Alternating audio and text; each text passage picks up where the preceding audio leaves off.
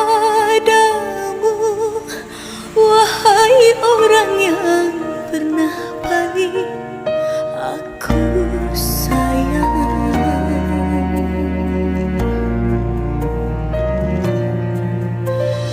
Ku lepas dirimu dengan ikhlas, moga Tuhan jagakan dirimu dan dia. Ku datang memberikan selamat, walau langkah kaki gamang.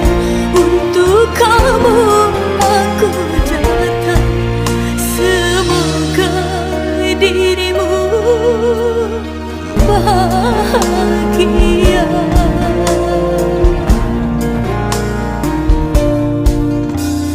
Ku lepas dirimu dengan ikhlas, semoga engkau dan dia bahagia.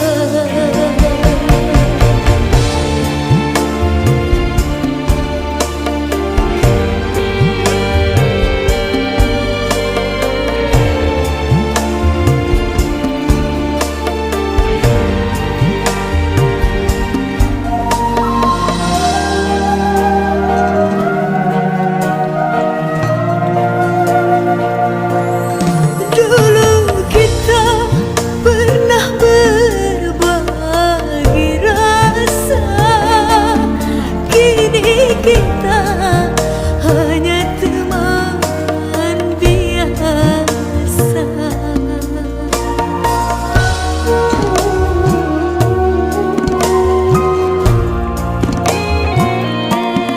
Dulu kita bisa berencana, tapi Tuhanlah yang menakdirkan.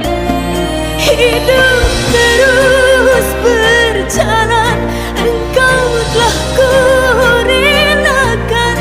Pada Tuhan semua ku pasrahkan.